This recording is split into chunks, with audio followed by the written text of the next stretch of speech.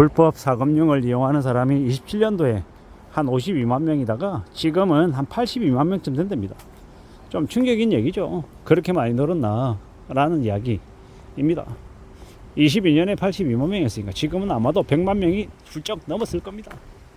이런 불법 사금융으로 내몰리는 사람들이 늘고 있다는 건 뭘 의미하는 거겠습니까? 사람들의 삶이 더 어려워진다는 거, 그리고 궁지에 내몰리는 사람들이 더 많다는 겁니다. 가게 장사하다가 사채 쓰고 주식 투자하다가 생긴 빚 때문에 돌려받기 하다 안 돼서 1금융권 2금융권 뭐 다 거부하고 대부업조차도 거부하니까 사채업에서 돈을 빌려야겠다고 생각하고 아마 이용했을 겁니다. 그 정도까지 내몰린 사람들은 아마 신용이 되게 안 좋은 사람일 겁니다. 신용이 안 좋다는 얘기는 무슨 얘기입니까? 가장금리를 더 부담할 수밖에 없는 처지일 거라는 거죠. 그리고 그런 정도까지 간 사람들에게 대출을 내주는 사람들 또한 어떤 사람이겠습니까? 정상적인 대출 이자가 20%다라고 하면 그 대출 이자 20%를 훨씬 넘어서는 말도 안 되는 이제 이자를, 지연 이자, 연체 이자를 요구하는 곳일 겁니다. 그러니까 불법 사금융이라고 이야기하죠. 불법 사금융에 내몰리면 어떻게 됩니까? 인생이 되게 끝장나는 거죠. 그들이 정상적인 이제 처지에 있는 사람들이 아니다 보니까, 궁지에 몰려 있는 사람들이다 보니까 다른 사람들하고 소통하지도 못하고 불법 사금융에서 요구하는 말도 안 되는 짓을 따른다라는 겁니다. 자신의 신체를 찍은 사진을 담보로 요구하면 자신의 신체를 찍은 사진을 보내주기도 하고, 군인들 같은 경우에는 뭐 암고도 보내준다라고 얘기하니까 말도 안 거죠. 그렇게 해서 그걸 담보로 해서도 일단 빌리고 난 다음에 내가 갚으면 문제없다 이렇게 생각하지만 그렇지 않죠. 말도 안 되는 자신의 신체 부위를 노출한 사진을 찍어서 보내면요, 그럼 끝나는 겁니다. 신체 부위를 찍은 사진 보내고 자신의 지인들 연락처 보내면요, 그러면 이제 끝장난 거죠. 그러면 300만원 빌려놓고 3천만원 5천만원 뜯기는 일이 허다하죠. 참 씁쓸한 겁니다. 그런 사람들이 정말 너무 많아진다라는, 그런 게 다큐로 나오고 뭐 시사 프로에 나오고 해본들 그게 쉽사리 없어지겠냐라는 겁니다. 남의 그 힘든 사정을 이용해서 악용하는 놈들이 처벌을 되게 세게 받아야 되죠. 정말 강력한 이 사기 범죄로 처벌을 받아야, 그래야 아마 좀 줄어들 겁니다. 근데 처벌이 수위가 되게 약하잖아요. 처벌 수위가 약하다 보니까 어떻게 됩니까? 그러다 보니까는 계속 그런 일이 벌어지는 겁니다. 씁쓸한 이야기죠. 충격적인 이야기입니다. 아마 앞으로도 그러한 이제 경제 관련한 사기 사건이나 아니면 범죄들은 계속 많아질 것 같습니다. 계속 늘어날 거라고 보는 겁니다. 그러한 일들이 좀 줄어들 수 있게끔 이 경찰이든 검찰이든 좀 수사가 좀 더 강력해지고 실제 처벌이 좀 강해져야 될 텐데, 그러지 않으면 또 그다지 상황이 안 나아질 것 같은 거죠. 오죽하면 그런 불법 사금융을 이용했을까라는 생각이 들기도 하고, 또 다른 한편으로는 그 정도로 무너질 때까지 도대체 뭘 한 건가, 어쩌려고 그렇게까지 갔나라는 좀 답답함도 있고요. 그들이라고 그렇게 되고 싶어서 그런 건 아닐 텐데 참 암담하죠. 살아가는 삶이 뭐 그런가 라는 생각이 들기도 하고, 앞으로 우리가 지내면서 살면서 이제 견디게 될, 겪게 될 이 많은 일들을 이제 생각해 봅니다. 어떻게 살아야 될까? 어떻게 우리에게 삶이 허락이 될까?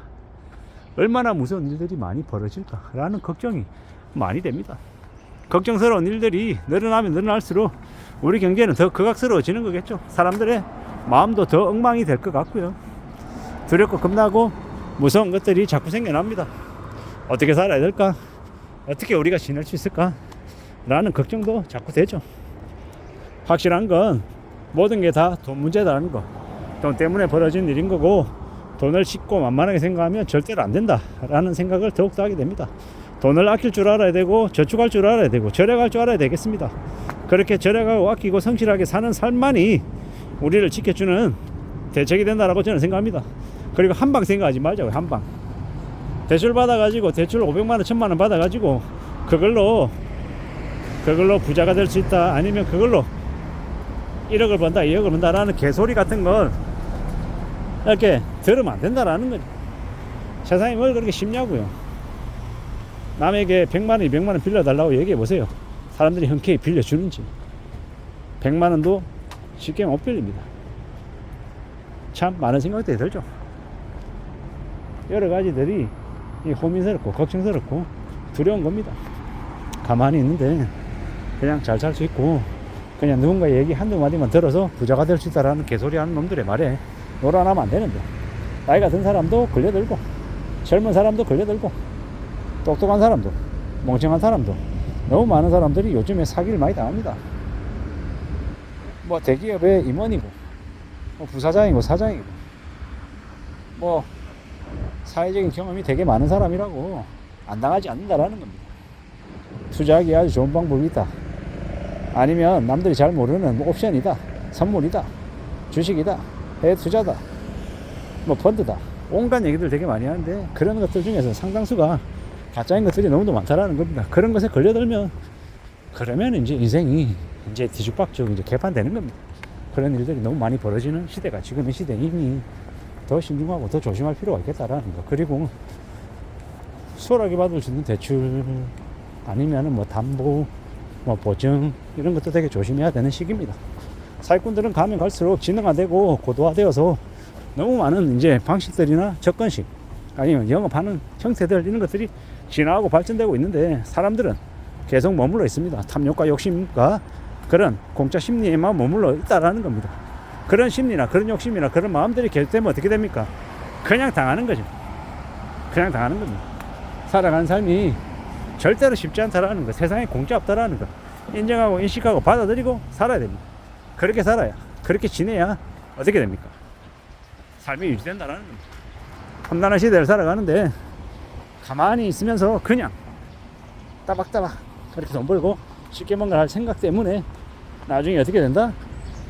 돈 빌리고 대출하고 또 받고 또 받고 하다가 카드로 쓰다가 그 다음에도 안 되면 그냥 불법 사금융까지 손대게 된다라는 겁니다.